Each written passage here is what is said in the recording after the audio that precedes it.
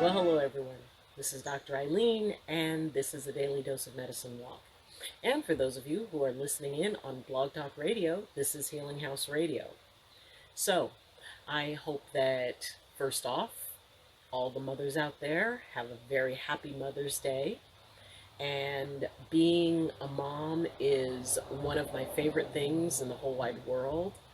I am just so happy that, my sons are in my life, and it seems only yesterday that they were these little beings who were totally dependent on me, and now they're grown men. And yet, it still makes me very happy that there's a closeness between us. So, the question we're going to be addressing today has to do with parenting, and specifically the relationship that empathy and parenting kind of have with each other. And so, our question today is, how does empathy affect the parent-child relationship? Well, in an answer, yes. And we talked about the empathic child. So, this is going to focus more on the empathic adult. How do parents manage empathy when there is that deep resonance that they have with their child, and that sense of, when the child's going through different stages, it can be really tough for an empathic parent, because everything from, did you eat the cookie? No, I didn't. And everything empathically is saying they ate the cookie. It goes into a very, very tricky place, because you want to encourage children to be able to feel that they are unique beings, that they are able to express themselves, and at the same time honor the fact that you do have your intuition about things. If a child, denies something, and you're really feeling like it's a load of what the bull left in the barn, and calling them on it can be really, really challenging, because then it's like, well, you don't trust me, and really there's a lot of emotion, especially as children grow, and especially empathic children, because we talked about empathic kids and how overwhelmed they can get. And when you're the parent of a child, whether they're empathic or not, and I don't know the statistics on whether or not empathy is directly genetic. I know that both my parents had it and worked with it, especially my father. I know that both my sons have levels of empathic ability. And so, but I don't know if it's guaranteed. It's just because they're empathic parents does not mean necessarily an empathic child. Maybe they get a different type of gift. So, from the perspective of the parent, there is that idea that, you're vulnerable in some ways, because you love your child. You want to, see the best for your child. You want them to follow a particular path that you believe will make them happy. And can empathy be overridden by the story we want to create? Yes, which is why we really have to be able to focus on our empathy to recognize, okay, this is what I'm feeling, this is what I'm picking up, and I know that this is only one part of the puzzle. This is only one piece of the solution that we're looking for. So, even when dealing with animals, and hey Luna, even when dealing with animals and there's that kind of, it's like, it's amazing when dogs look guilty. Okay, fine, go over there. And, it's when you look at a dog and you know that a dog has done something and they're looking at you like they know they did something. Here you go. Say hi. Now, cats are different. Cats will do something and look you in the face, and it's not that they're really, like, I'm sorry, or denying. They're like, yeah, I did it, and that sounds like a you problem if you've got an issue with this. Right, Luna? You are queen. There you go. So, children can be very similar to that. It's that idea that, when a child is guilty and everything about them is radiating that they're guilty, they're afraid of consequences. So they're not always going to be straightforward and honest because consequences concern them. And depending on what their experience has been, when my sons were young, we really made a big effort to make, when there was a behavior problem or an issue came up, it was about what happened, not who they are. It's not, you did this again. It's, wow, we have this circumstance that we really would like to change the outcome on this. And we're doing this, the same thing is happening. How can we change this pattern? So the idea that it wasn't about valuing or devaluing them as a person. And, the empathic parent also gets that projection. Children will respond to things angrily. An angry child they do not curb their energy. They do not monitor their energy. They really want you to feel their level of hurt. I hate you. You don't love me.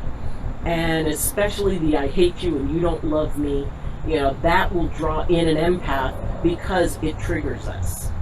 We feel that, oh my gosh, this child of mine is in such pain and I'm aware of it. I feel that and I have to correct it. So sometimes it can make us overreact. Sometimes it can make us respond in a way that doesn't get us the ultimate goal, the ultimate outcome that we want. Rather than being reactive, like, you don't love me. Yes, I do. And I do this for you, and I do that for you, and I do that for you. That's kind of a reactive way. Stepping back from empathy, turning it down, because often around children, especially our own, in an issue, it's a good idea to turn the empathy down, actually. Go by your visual cues. Go by listening to them. You don't have to feel what they're feeling because of their close attachment to you. It's easy to get caught up in, their emotion. And sometimes you have to be able to be that little bit more detached, still caring. You don't want to come across as uncaring. And at the same time, you can go, okay, let's see if we can find the heart of what this problem is. And if you're in a place where you're really upset, why don't you go and, you can scream into a pillow, or you can, go run around the block or whatever that you can do, give them something that they can do so that they can bring their energy down to the point where it's like, okay, let's talk about this. Because a highly emotional child is going to create a reactive, empathic parent unless that parent knows and realizes, okay, a part of this anger and anxiety doesn't belong to me. It belongs to this child, and it is a reactive moment for this child. So yeah, being a parent who is empathic means that we need to be able to dial it down, not get caught up in the swirling mass of emotion, because the thing is, empathy also will affect our inner child. Empathy will also create a reactive reaction based on what our woundings were, what our childhood experience was. If you were an empathic parent who grew up empathic, who was not supported, when they were young, there is that vulnerability. And that, it's like, yeah, they were hurt and now they're reflecting the hurt that I felt. If a empathic parent, when they were little, they were judged, or they were told that they were too sensitive, or things like that, just basically being devalued. Empaths take that very deeply. So that if your child is coming to you and their energy is saying that you are devaluing them, or they are feeling devalued, we can sometimes go overboard to try to prove that we're not, just because we understand that hurt and we're feeling it echoed back from them. So take a step back, take a breath, You know, the really cool part about being an empathic parent is that you can raise your children to understand what empathy is, what it does, how it feels, and so that as they experience things, it creates an opportunity for you guys to talk. It creates an opportunity to go, oh yeah, I understand that. You know, if a child comes home and is, you know, very upset or irritated, it's not about, well, why are you getting so upset? Why are you getting so irritated about what somebody else did or what somebody else experienced? The empathic parent can understand and say, there's a turn. An empathic parent can understand and say, oh, okay, you know, is this yours, or is it something that you picked up off somebody? Were you around someone who was really upset?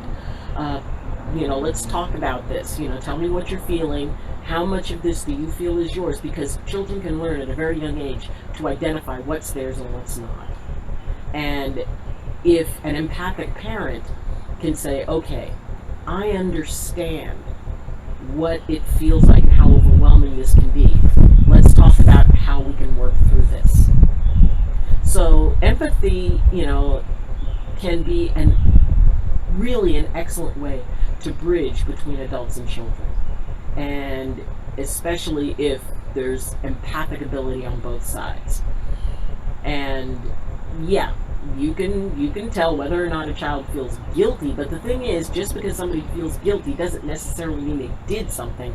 It may mean that they were thinking something and they're guilty for feeling guilty about thinking about it, but they didn't actually do it. So don't use your empathy to gauge whether or not your child is telling you the truth. Yes, they may be radiating that, you know, they did something that they swore they didn't. And you can, you know, use that as like, okay, that's one piece of evidence that comes in, what I'm feeling. But let me talk to them and let's take a look at this. And if we can make it safe for them to be able to admit when they did something dumb, then, you know, we can be able to find a way to, you know, get a balance point with it. So it's tricky. It really is. It takes a lot of work, a lot of practice, and please contact me if you have questions about this, because there is a lot of benefit and a lot of very cool aspects to empathic relationships between parents and children. So, thank you for joining me. Again, happy Mother's Day to all the moms out there. And if you like this video, please press like. We made our first 100 subscribers, which I'm so excited about.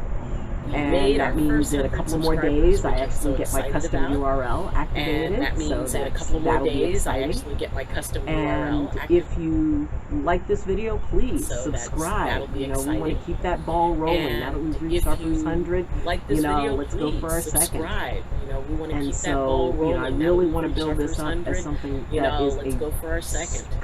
Well, it's a source I really want to build this up as something and a community that can come together and assist empaths in order to have the best possible life they can and utilize their gifts come together and assist empaths in order to have the best possible life they can. Thank you for joining me. Utilize their gifts the best. And as always, I wish you balance. And I wish you blessings. Thank you for joining me. From my heart.